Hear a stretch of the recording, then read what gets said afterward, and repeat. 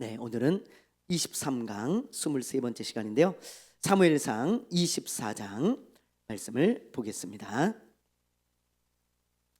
사무엘상 24장 펴놓으시길 바라고요. 페이지 449페이지. 일본에 아주 큰 태풍이 오고 있습니다. 산산이라고 하는 태풍인데 아직 상륙도 안 했거든요. 근데 집이 막 무너지고 폭우가 쏟아지고 막 그래가지고 5명이 또 매몰이 됐더라고요. 그걸 보면서 어떤 사람들은 댓글에 잘 됐다, 고소하다, 일본 열도를 따라서 이렇게 태풍이 올라가는 경로예요. 피해가 아주 심각한 것으로 보여집니다. 근데 댓글들이 보니까 참 부끄러운 댓글들이 많은 거예요. 잘 됐다, 이번에 일본 망해라, 싹 쓸어가라, 막 이러면서 말이죠. 근데 그게 그렇게 댓글을 보는데 마음에 안 좋더라고요. 여러분, 우리가 일본에 대해서 감정이 안 좋은 건 사실이지만 우리나라 국민 정서상, 그러나 일본 사람들이 막 죽으면 되겠습니까? 그 사람들 아무런 죄 없는 사람들이고 그런 사람들인데 막 죽는 것을 보면서 막 기뻐하고 좋아하고 그러면 안 되겠죠. 그래서 오늘 제가 그걸 보면서요, 일본을 위해 기도해야 되겠다, 그런 생각이 들었어요. 여러분, 그런 일이 있거들랑 꼭 기도해 주시고 일본에도 하나님의 사랑이 나타나도록 기도해 주시길 바랍니다. 그게 하나님의 사람이 아닌가, 그런 생각이 들어요. 아멘이죠? 네. 지난주에 우리가 이제 다윗이 도망을 다니면서도 그 일날을 블레셋 사람들의 손에서 구원해 주는 것을 보았습니다. 이게 이제 쉬운 일이 아니라 그랬잖아요. 그렇죠? 왜냐하면 두 가지 이유 때문이라 그랬죠. 하나는 블레셋 군인들은 정예 부대예요. 정예 부대. 싸움에 능한 사람들입니다. 그런데 다윗의 사람들, 다윗과 함께하는 그 600명의 사람들은 뭐 싸울 줄을 잘 모르는 사람들이죠.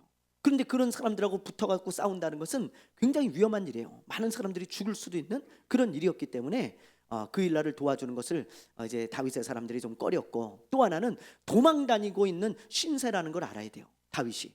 그런데 도망을 다니고 있는데 이스라엘 한복판에서 전쟁을 한다? 사울의 귀에 대번 들어갑니다. 그러면은 사울이 잘 됐다, 이놈, 너 잡으러 간다. 그리고 잡으러 오지 않겠어요? 그럼 그거 어떻게 되겠어요? 잡힐 수밖에 없잖아요. 그래서 그런 것들 때문에 사울의 눈을 피하기 위해서라도 다윗의 사람들이 반대를 다 한 거예요. 그러나 다윗은 자기가 결정하지 않고 하나님께 기도하잖아요. 하나님 도와줄까요? 그래, 난 네가 도와줬으면 좋겠어. 그랬더니 하나님이 그렇게 말씀하시는 걸 알고 깨닫고는 도와주러 가죠. 그렇죠? 그래서 여기 보면 지금 이 헤레스 풀에 숨어 있다가 여기 바로 옆이잖아요. 이 그일라가 위험에 처한 것을 보고 이 그일라를 도와주러 갑니다. 그래서 하나님의 은혜로 블레셋 군대를 다 무찌르고 이 그일라 사람들을 구원해 준 거예요. 그런데 너무나 어이없는 일이 일어나잖아요. 그렇죠? 기억나시죠? 네, 그일라 사람들이 배신을 한 거예요. 사울이 온다는 소식을 듣고 두려워서 다윗을 잡아다가 사울에게 바치려고 합니다.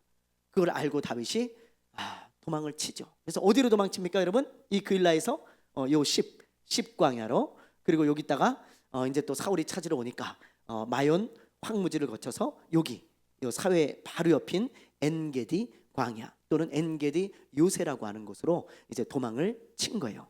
요 엔게디 요새에서 아주 그냥 뭐 중요한 일이 일어나거든요. 예, 어떤 일이 일어나는지 우리 한번 말씀을 함께 살펴보도록 하겠습니다. 자, 1절과 2절 우리 말씀을 볼게요. 오늘은 엔게디 광야에서 있었던 일입니다. 1절 2절 시작. 사울이 블레셋 사람을 쫓다가 돌아오매 어떤 사람이 그에게 말하여 이르되 보소서, 다윗이 엔게디 광야에 있더이다 하니 사울이 온 이스라엘에서 택한 사람 3,000명을 거느리고 다윗과 그의 사람들을 찾으러 들렴소 바위로 갈새. 여기 보면 다윗이 엔게디 광야에 있다는 정보를 사울이 들어요. 그렇죠? 뭐 곳곳에, 여기 곳곳에 사울의 정보원들이 있습니다. 그리고 사울에게 도움을 주면 상을 주고 다윗에게 도움을 주면 이제 사울이 쑥대밭을 만들어 놓으니까 두려워서라도 이걸 이제 다 가르쳐 주고 그러는 거예요. 그래서 어디 있는지 다 아는 거예요. 귀에 다 들어옵니다. 그래서 온 이스라엘에서 택한 사람 3,000명을 데리고 다윗을 잡으러 갔다, 지금 그렇게 말씀하고 있는데, 여기서 온 이스라엘에서 택한 3,000명이라는 것은 특공대 같은 그런 사람들을 말하는 것입니다. 그러니까는 여러분, 제가 이걸 보면서요, 이 사울이 진짜 너무 미쳐도 단단히 미쳤다는 생각이 들어요. 이런 특공대 같은 사람들, 이런 군대는요, 나라의 어떤 큰 전쟁이 나고 위기가 찾아왔을 때 가장 먼저 투입돼야 되는 사람들이에요. 그렇죠? 아주 전투에 능한 사람들이고 가장 일선에 서서 싸워야 되는 그런 병력들입니다. 그런데 이런 병력을 지금 블레셋과 전쟁을 막 앞두고 있고 막 외적이 막 간혹 쳐들어오는 그런 상황에서 이런 병력을 빼가지고 다윗을 잡으러 보낸다? 야, 이거는 마치 저 우리나라 북한에 맞대고 있는 저 휴전선에서 가장 유능한 부대를 빼가지고 저 다른 곳에 있는 저 아무런 죄 없는 사람을 잡으려고 보낸 거하고 똑같은 거예요. 그럼 어떻게 나라를 지키겠어요? 이렇게 미친 짓을 사울이 지금 하고 있는 것을 보고 있는 것입니다. 어쨌든 이렇게 이제 다윗을 잡으러 이제 갔는데 엔게디 요새에 이제 도착하자 사울이 이제 용변이 이제 급하게 마려운 거예요. 이 주변에 이제 동굴이 많거든요. 자, 한번 보세요. 여기 이제 엔게디 요새, 엔게디 광야에 있는 요새 같은 그런 지형입니다. 보면 아시겠지만 지금 성처럼 이렇게 돼 있죠. 이게 누가 싼 게 아니고 자연 지형이에요. 근데 이렇게 성처럼 돼 있어가지고 엔게디 요새라고도 많이 부릅니다. 그런데 이 지형을 보시면 아시겠지만 동굴이 많을 것 같잖아요, 그죠? 자연 성처럼 이렇게 생긴 돌 지역이기 때문에 동굴이 많을 것 같죠. 이거 보세요. 이런데 이제 곳곳에 이렇게 동그라미 친 데가 이게 다 동굴이에요. 굉장히 많습니다. 그러니까 이런데 이제 한번 쑥 들어가면은 어디까지 들어가 있는지도 모르고 어디로 연결됐는지도 모르고 이런데 이제 들어가면은 이제 어디 숨었는지 노출이 잘 안 되겠죠. 그래서 이런 데로 이제 다윗이 도망을 친 거고요.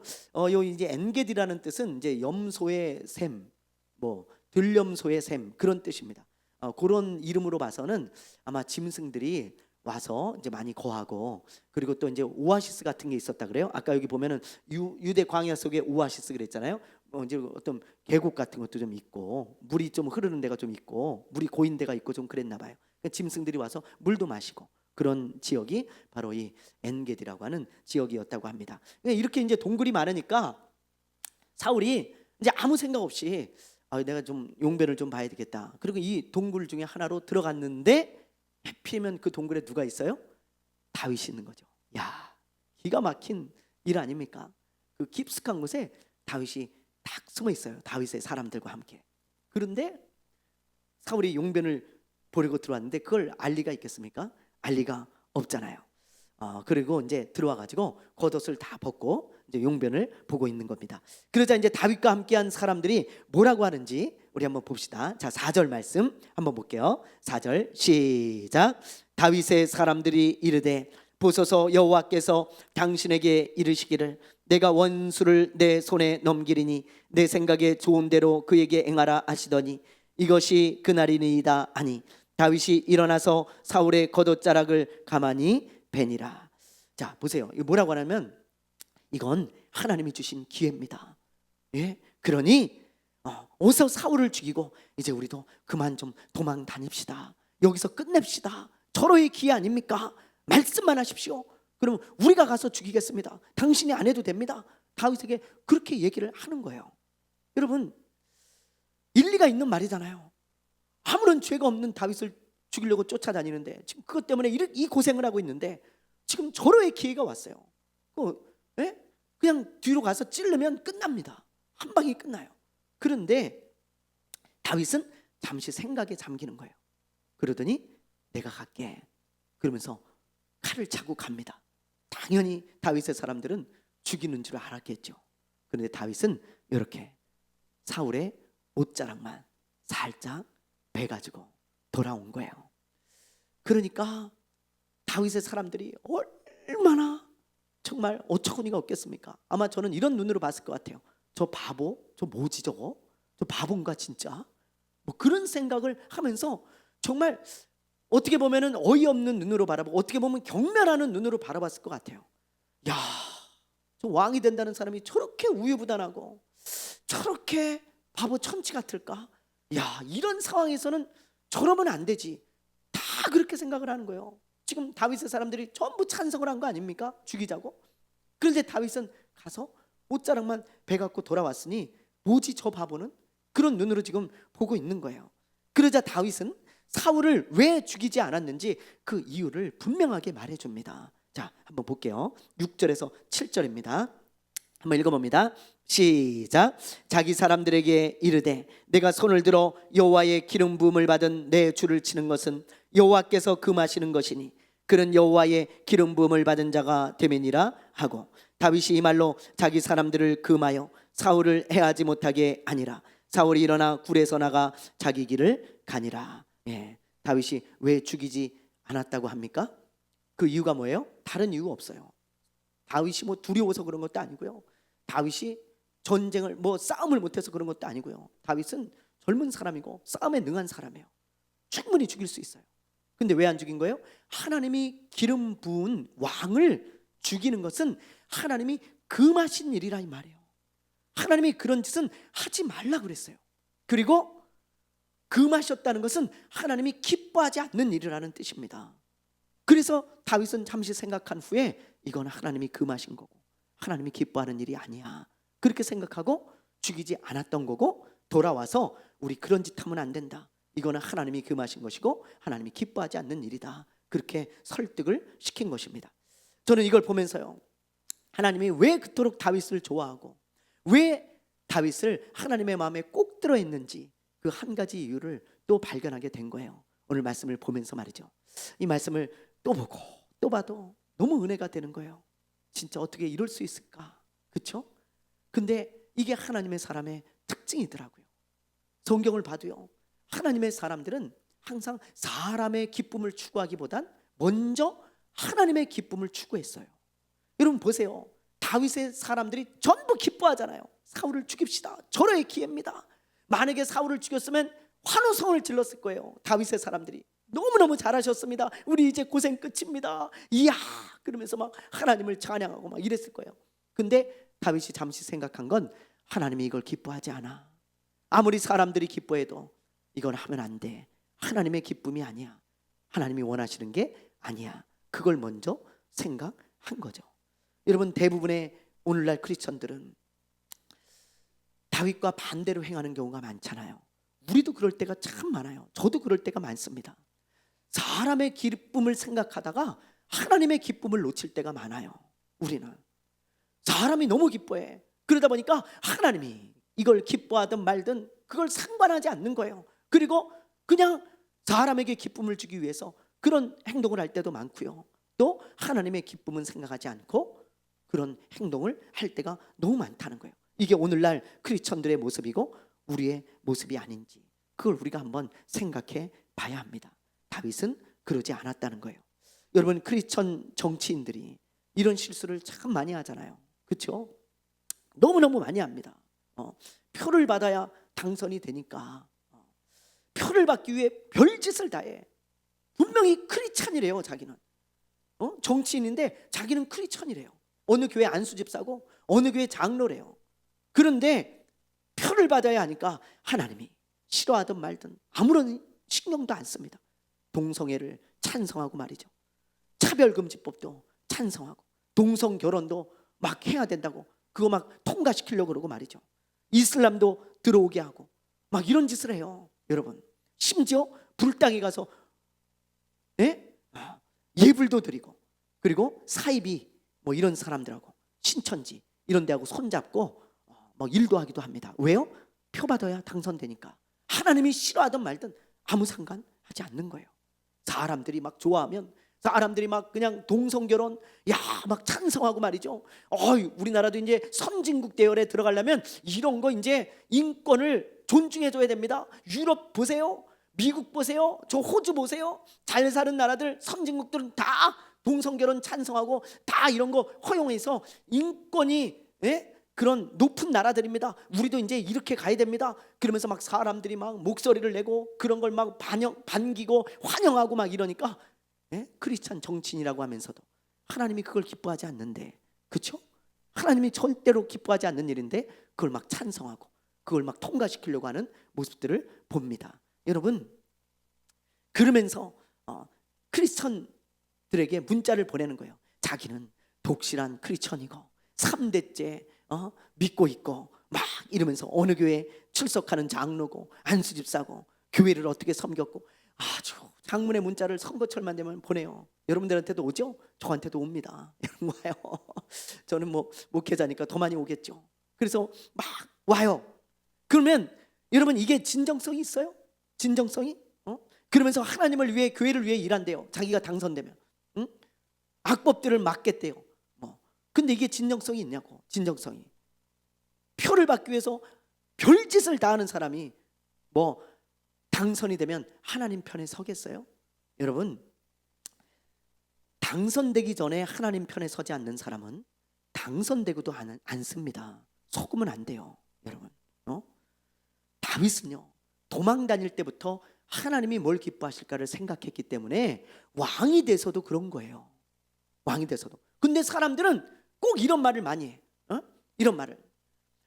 목사님, 제가요, 하나님이 복을 주시면요, 하나님 일 많이 할 거예요. 헌금도 많이 하고요, 신앙생활 진짜 잘하고요. 목사님, 제가요, 선교할 때 헌금 다 할게요. 그런데 죄송하지만 지금 안 하면 하나님이 복 주셔도 안 할 가능성이 99%입니다. 안 할 가능성이.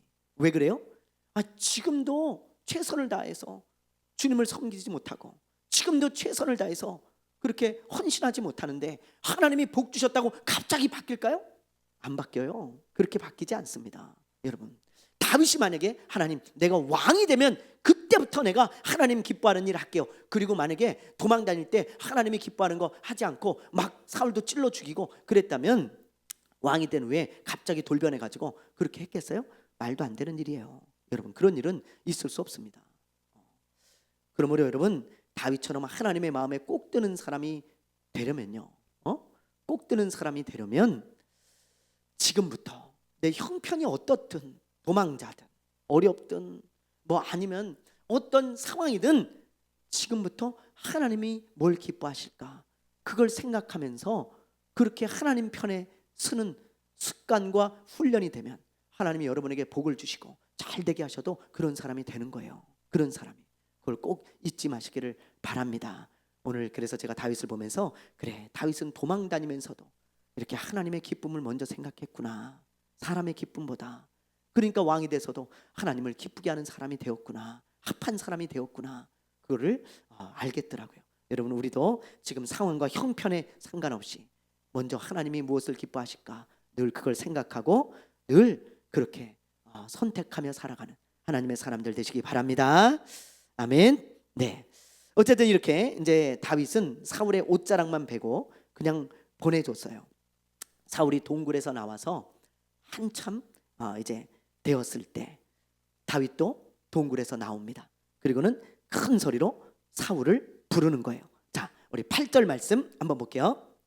8절 한번 읽어봅니다. 시작. 그 후에 다윗도 일어나 굴에서 나가 사윗의 뒤에서 외쳐 이르되 내 주 왕이여 하매 사울이 돌아보는지라 다윗이 땅에 엎드려 절하고. 다윗이 사울을 큰 소리로 부르죠. 왕이시여 그러면서 막 부릅니다. 그러면서 뭐라고 하는지 한번 보세요. 좀 길지만 우리 한번 읽어볼게요. 다윗이 뭐라고 했는지 9절부터 우리 12절까지 한 번만 읽어볼게요. 시작.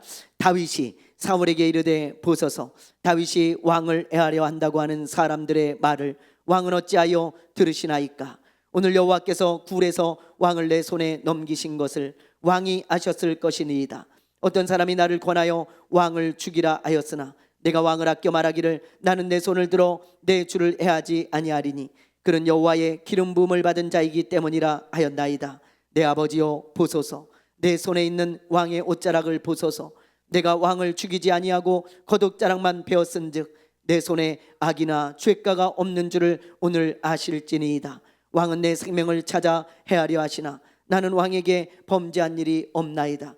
여호와께서는 나와 왕 사이를 판단하사 여호와께서 나를 위하여 왕에게 보복하시려니와 내 손으로는 왕을 해하지 않겠나이다. 네, 다윗이 뭐라고 합니까? 오늘 내가 왕을 죽일 기회가 있었습니다. 그런데 내 주변의 사람들이 다 죽이자고 했지만 저는 왕을 죽이지 않았습니다. 왜냐하면 왕은 하나님의 기름 부음 받은 사람이기 때문입니다. 하나님이 그걸 금하셨기 때문에 저는 왕에게 절대 손을 대지 않을 것입니다. 그 대신 왕이 나를 계속해서 죽이려고 한다면 하나님이 나를 대신해서 왕에게 갚아주실 겁니다. 복수해 주실 겁니다. 그러면서 그런 짓을 하지 말라는 거예요. 다윗이 여기 보세요. 옷자락을 막 흔들면서 말이죠, 그런 말을 합니다. 큰 소리로. 그러면서 이런 말을 해요. 왕이시여, 내가 당신의 옷자락만 베었습니다. 결코 죽이지 않았습니다. 앞으로도 그러지 않을 것입니다. 그러니 이런 죄를 멈추십시오. 악을 멈추십시오. 이렇게 얘기를 하는 거예요. 사울이 깜짝 놀래갖고 본 거예요. 그리고 자기 옷의 뒤를 보니까 진짜 잘려 있거든요. 자기 옷자락이 베어져 있어요. 누군가 베어갔어요. 그러니까 그제서야 다윗의 말을 다 믿는 거예요. 안 믿었을 수 있어요. 그리고 뒤를 막 주섬주섬 보니까 진짜 잘려 있는 걸 보고 진짜 다윗이 나를 죽이지 않았구나, 그걸 알고 이제 진짜라는 것을 알게 된 거죠. 여러분, 그러면서 다윗이 또 이제 이런 말을 했네요. 보니까 자, 우리 13절 한번 볼게요. 시작. 이에 속담에 말하기를 악은 악인에게서 난다 하였으니 내 손이 왕을 해하지 아니하리이다. 다윗은 계속해서 나는 왕을 죽이는 그런 악을 행하지 않을 것입니다, 그렇게 계속 얘기하고 있죠. 이 당시 속담인가 봐요. 악은 악인에게서 난다. 근데 제가 이게 또 은혜가 되더라고요. 그래, 맞아. 선은 선한 사람에게서 나오고 악은 악한 사람에게서 나오지.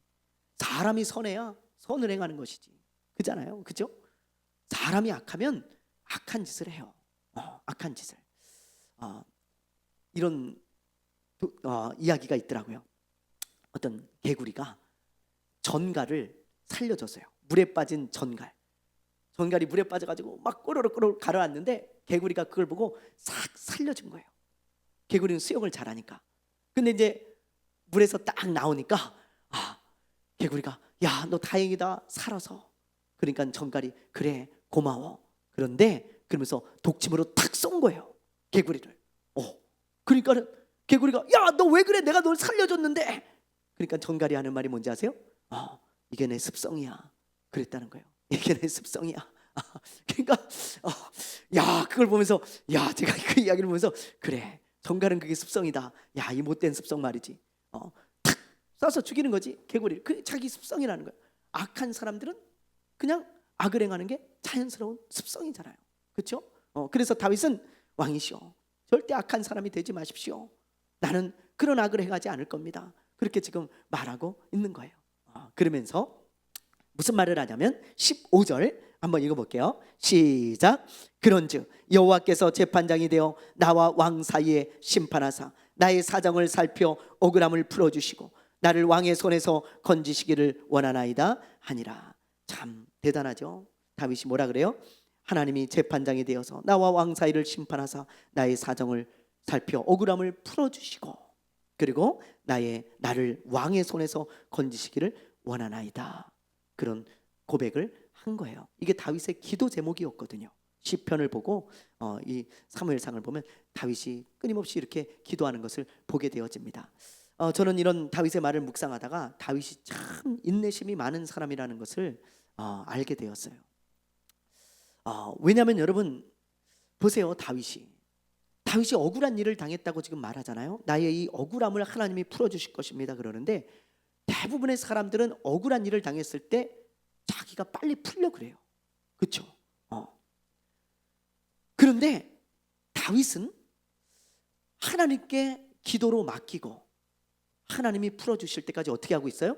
참고 기다리고 있는 거예요. 저는 오늘 이 말씀을 묵상하는데 이게 참 어려운 일인데, 그렇죠? 근데 다윗이 참 참고 기다렸구나, 그런 생각이 들더라고요. 여러분, 이거 굉장히 어려운 일이잖아요. 우리가요 가장 못하는 게 뭐예요? 참고 기다리는 거예요. 진짜 그래요. 저도요 기도하고 일어나는 순간 하나님이 응답해 주셨으면 좋겠어요. 진짜 여기 엎드렸다가 일어나는 순간 하나님이 응답해 주시면 얼마나 좋을까. 못 기다리겠는 거예요. 막 응답하실 때까지. 하나님 지금 몇 년째 기도합니까? 하나님 지금 몇 년째 기도하고 있습니까? 몇 달째 기도하고 있습니까? 그러면서 빨리 좀 이걸 해결해 주셨으면 좋겠다는 생각이 들고요. 내 힘으로 할 수 있으면 빨리 뭔가 하고 싶어요. 우리 애들을 보면서도 우리는 기다리지 못합니다. 그렇죠? 아이들이 아직 미완성이고 아직 어리고, 그리고 우리도 어렸을 때 그랬는데도 불구하고 우리들은 아이들을 보면서 참고 기다리는 게 너무너무 약해요. 그냥 빨리빨리 뭐든지 바뀌었으면 좋겠어. 빨리빨리 뭐든지 막 변화되고 빨리빨리 뭐든지 잘했으면 좋겠어요. 그렇죠?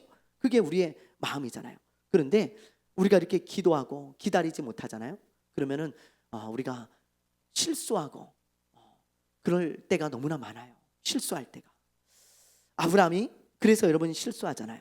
그렇죠? 아브라함은 믿음의 아버지입니다. 그러나 하나님이 이삭을 주실 때까지 기다려야 하는데 기다리지 못해서 실수하잖아요. 그래서 참다가 사라가 먼저 여보 우리 이렇게 합시다. 내 여정을 통해 아이를 낳읍시다. 그러니까 아브라함도요 참다가 이제 못 기다리겠는 거예요. 그래서 그렇게 하자. 그리고는 여정을 통해서 아이를 낳지 않습니까? 그 이스마엘이죠. 그래서 여러분 그 이스마엘을 낳음으로 인해서 지금까지 이스마엘의 후손과 아브라함의 후손인 저 이스라엘 사람들이 지금까지도 전쟁하고 있어요. 오늘도 중동 뉴스를 보니까 지금 일촉즉발의 위기입니다. 지금 헤즈볼라까지 개입이 돼가지고 이란까지 이제 개입이 되기 시작해요. 이란까지 이제 성경에 나오는 에스겔에 나오는 그 말씀은 러시아까지 개입돼가지고 이스라엘을 침공하는 거거든요. 그러면 이제 3차 세계대전 뭐 이런 게 일어나는 거예요, 여러분. 근데 지금 성경대로 진짜 이란이 개입을 하잖아요. 이런 골이 계속 깊어지고 있는 거예요. 그러다 보면 이제 중동이 전체가 연합을 해가지고 이제 뭐 전체 다는 아니겠지만 이스라엘의 적대적인 그런 나라들이 다 연합을 해서 이스라엘을 공격하는 전쟁이 에스겔서에 나오는 전쟁이에요.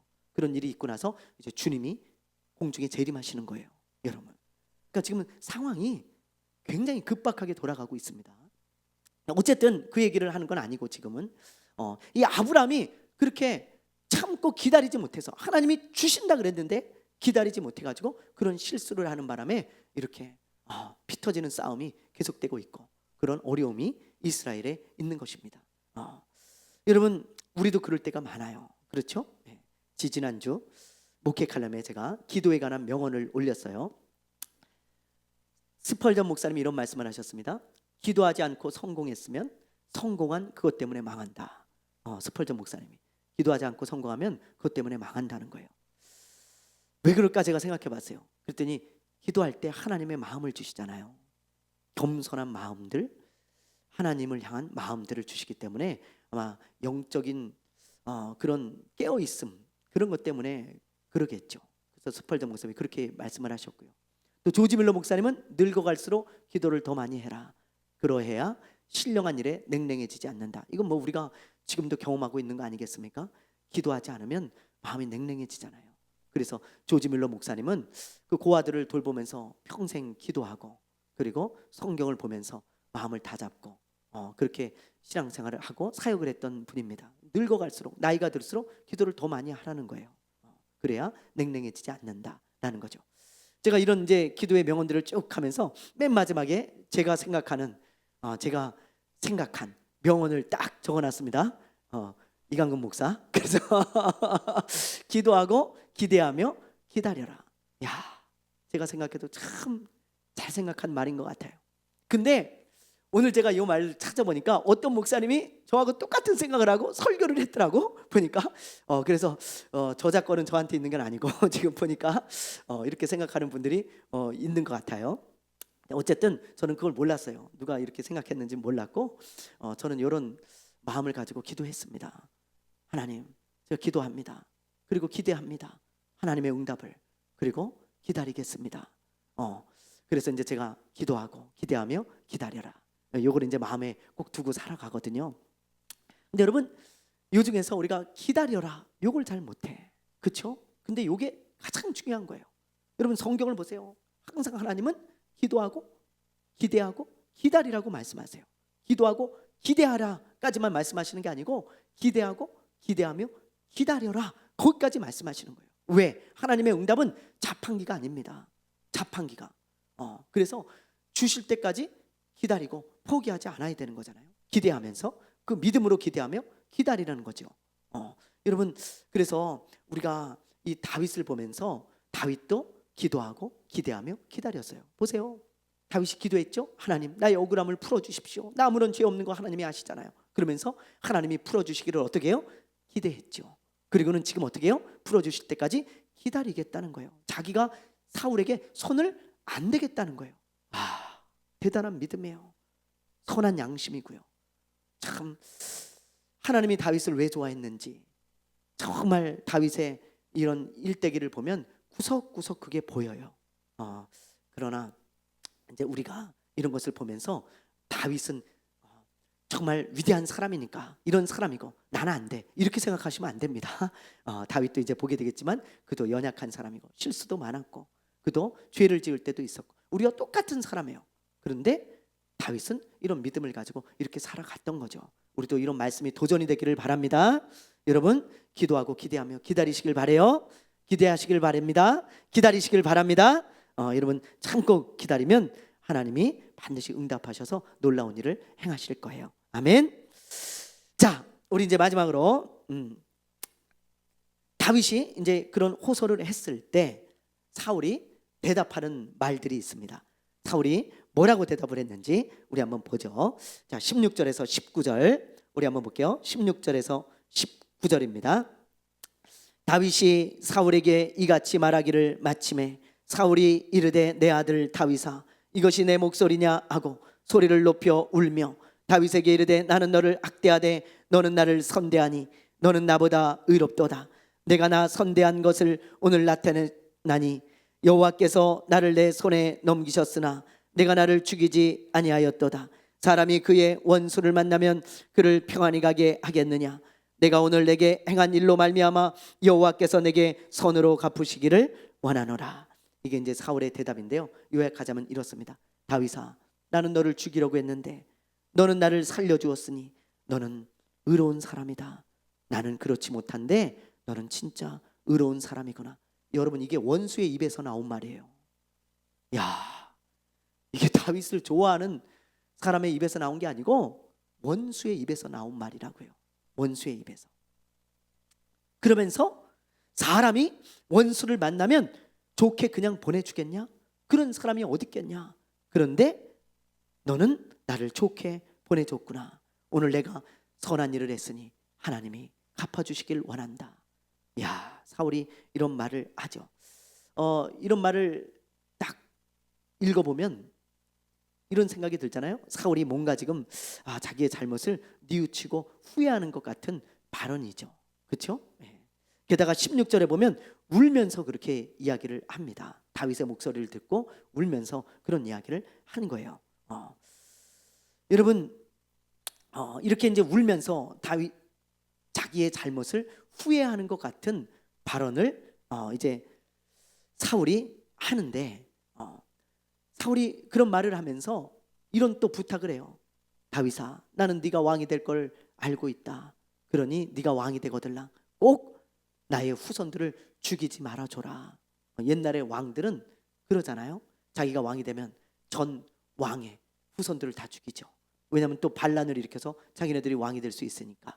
그러니까 죽이지 말아달라 그런 부탁을 하고 사울의 거처인 이제 기브아로 다시 그냥 가는 거예요. 여기서 요 엔게디 광야에서 그냥 요 기브아로 다윗을 잡지 않고 다윗이 살려준 걸 보고 그냥 돌아갑니다.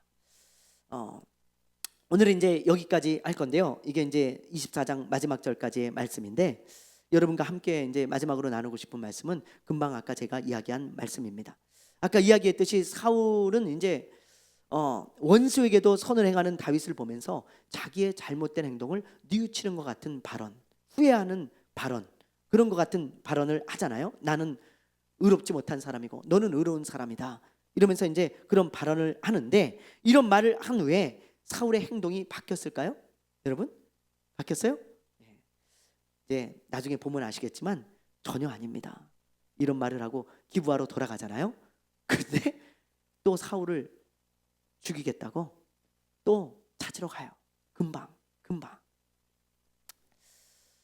잘못된 것을 뉘우치고 후회했을지는 몰라도 행동이 바뀐 것은 전혀 없습니다.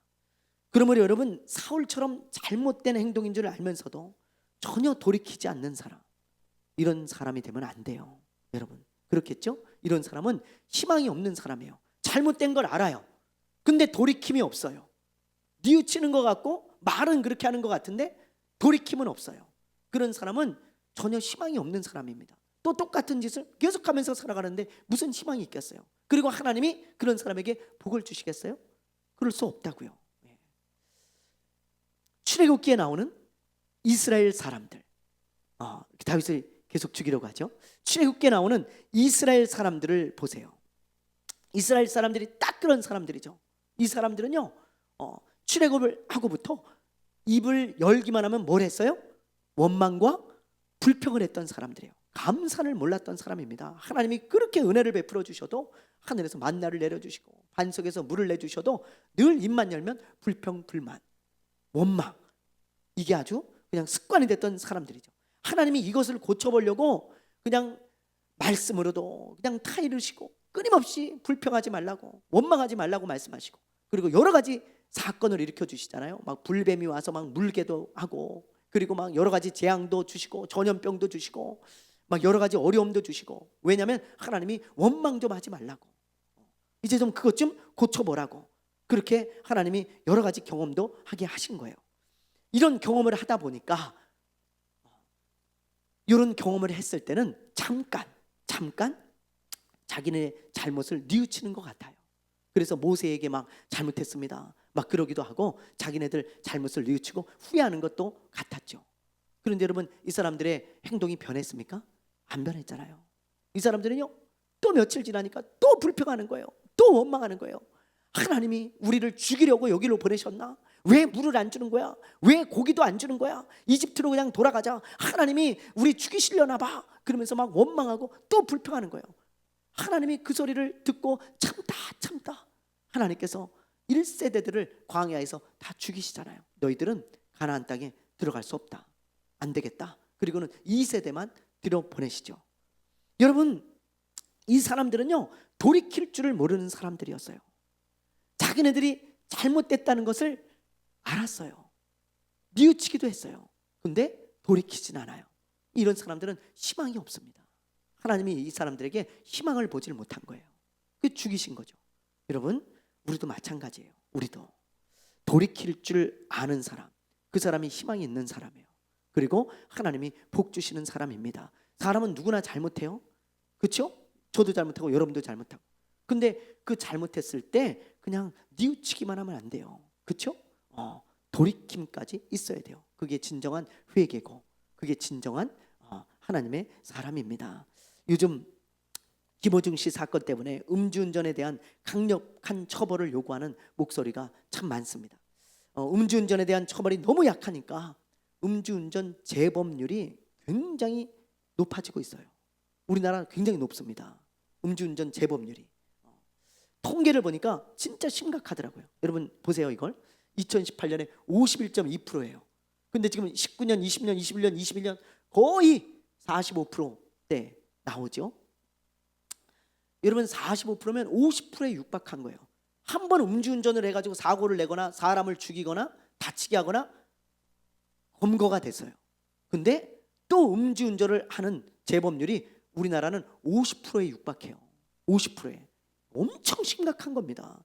여러분, 음주운전은 살인 미수예요. 살인 미수. 칼만 안 들었지 정말 살인 미수라고요.